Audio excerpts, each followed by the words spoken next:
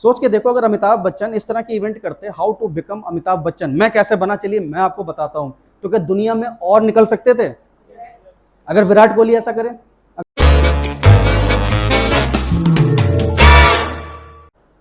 इंसान का स्वभाव सीधे फल हासिल करने का होता है, वो प्रक्रिया को टालना चाहता है। अब ये जो प्रक्रिया वर्ड है, जो लोग लगातार आते हैं उनके लिए नया नहीं है। इस प्रोसेस को मैं बार बार बोलता हूं, प्रक्रिया।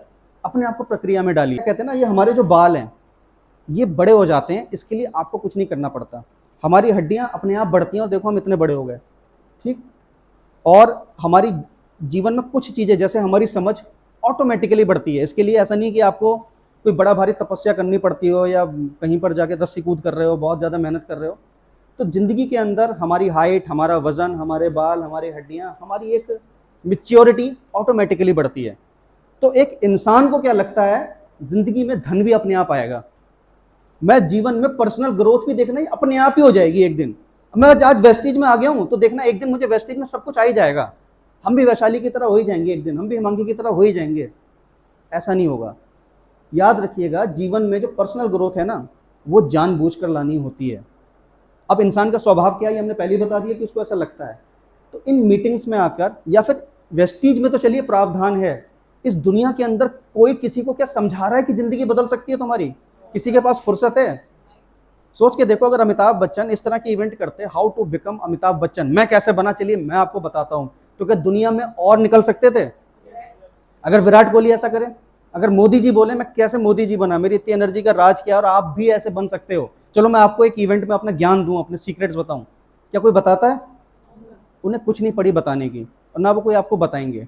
इसीलिए कामयाब लोग बहुत कम हैं और संघर्षरत लोग ज्यादा हैं। वेस्टीज ने एक ऐसी सिस्टम प्रणाली बनाई जिसमें यहाँ के कामयाब लोग आपको बता रहे हैं कि हमने ऐसा क्या करा कि हम लाखों रुपए तक पहुंच गए, और वो आप भी कर सकते हो। अब आप खुद सोच के देखो, एक कामयाब शख्स आपको अपने सीक्रेट बता रहा है, बावजूद उसके लोग उसके ऊपर अमल नहीं कर रहे हैं, और फिर वो रोना रोते हैं अपनी किस्मत का। जिंदगी में एक इंसान कुछ भी हासिल कर सकता है, पैसा तो कोई भी बहुत बड़ी चीज नहीं होती है, राइट। धन कमाना कभी भी बड़ी चीज नहीं होती है, शर्त इतनी है कि आपको उस धन के लायक बनना पड़ता है, उस नाम के लायक बनना पड़ता है, उस ख्याति के लायक बनना पड़ता है, क्लियर। और इन इवेंट में आके मुझे सबसे पहले ना वो इंस्पिरेशन मिली कि कितनी सही बात कर रहे हैं। अगर ये बात कोई नहीं समझाता तो हम भी तो तुक्के ही बिड़ा रहे थे, हमें क्या लगता किस्मत अच्छी थी, इसीलिए सिद्धार्थ सर की इतनी टीम बन गई और आज वो 1 करोड़ रुपए महीना कमा रहे हैं वेस्टीज में।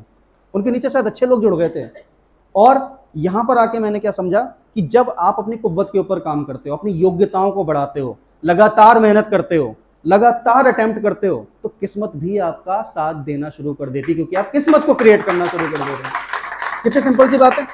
आज कई लोग जो पिछली बार थे आज वो नहीं है, उन्होंने प्रक्रिया टाल दी, वो जादू की उम्मीद में है। और मैं फिर बता दूं, चमत्कार को दुनिया नमस्कार करती जरूर है, लेकिन चमत्कार जिसने भी कभी कराया ना, उसने मेहनत करी है, राइट।